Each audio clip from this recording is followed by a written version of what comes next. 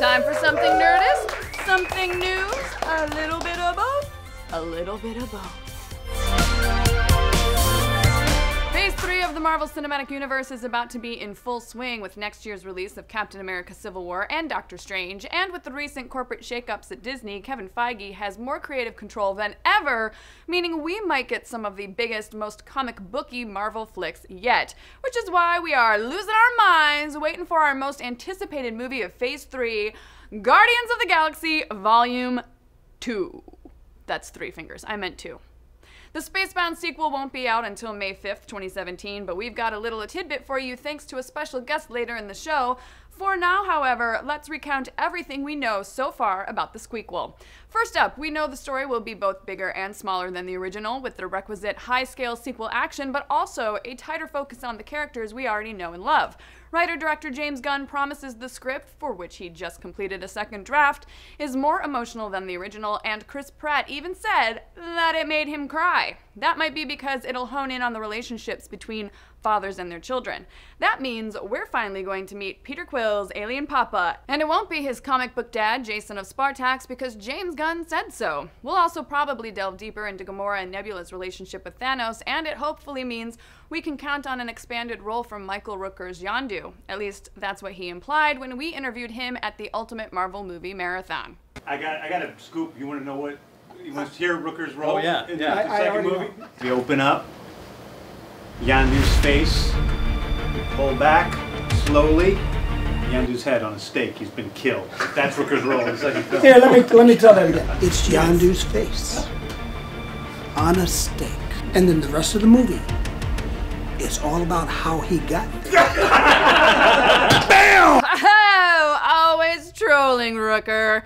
But yes, Yondu and Nebula will be back in addition to the core Guardians team of Star-Lord, Rocket, Groot, Gamora, and Drax. Plus, there will be at least one new member, and unfortunately with so many Guardians in the history of Marvel Comics, it's hard to figure out whom that could be. While we're hoping for Cosmo the dog, who made a brief appearance in Guardians Prime, it seems a little unlikely. Could it be the godlike Adam Warlock, who's rumored to play a large role in Avengers Infinity War as his evil alternate personality Magus? Or perhaps the humanoid insect bug, who Gunn says appeared in earlier drafts of the Guardians 1 script. Heck, considering the paternal theme, it could even be Drax's daughter, Moondragon, who's rumored to be appearing on Disney XD's animated Guardians show. Considering Gunn has been very vocal about adding more female heroes and villains to the MCU, she might be the likeliest candidate. But you know who definitely won't be appearing? Hulk.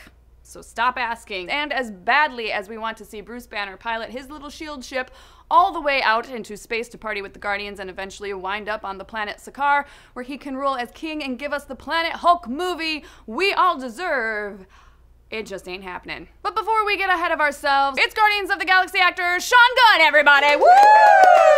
Hi, nerds. All right, Gunn, give us the dirt. What's going on with Guardians 2? Well, I am very proud to say that I will be returning as Kraglin, the first mate of Yondu, one of the Ravagers, and I'm very excited to film. Nice. And didn't you also do some of the work on Rocket in the first movie? And I did. I played Rocket on set, as well as a few other characters like Thanos and Sakaar and Guard and so on. And essentially, I help with the actors, giving them a performance to work off of, and help the VFX team when they do the reference work. And I will be doing some more of that in the sequel. Okay, so you're working with a whole team. Yes.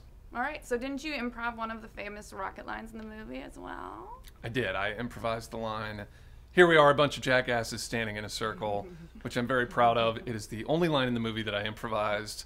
So I'm glad that people like it as much as they do. And it made the cut. So that being said, what would Rocket say if he were here right now? He would probably say something super risque, like, "Why don't you take a long walk off a short pier?"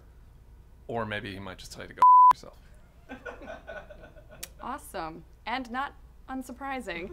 Now, if I'm not mistaken, didn't I just see you in another movie, maybe one that Nerdist might be presenting? You may see me in The Hive, directed by the great Dave Yarovesky. We open September 14th. It's really awesome, and you gotta see it on the big screen. It's a really cool movie. Fantastic. Thanks so much. Thanks, Sean and Sean Gunn, everybody. Woo! Thanks, everybody. So tell me, what do you guys think? Are you pumped for Guardians 2? Who do you think Peter Quill's dad is? Which new Guardian do you want to see appear? Are you Team Warlock, Team Bug, Team Moondragon, Team Howard the Duck? What the heck? We stuck that in there? Let's discuss. Click on Rocket to subscribe to Nerdist. Watch Kyle fly like Iron Man by using 4D, and he tells you how proton packs work on Because Science. Busy guy. Check Nerdist.com for that and even more Nerdist news. Hey, Mike. What? Hey, Mike. What? Go f*** yourself.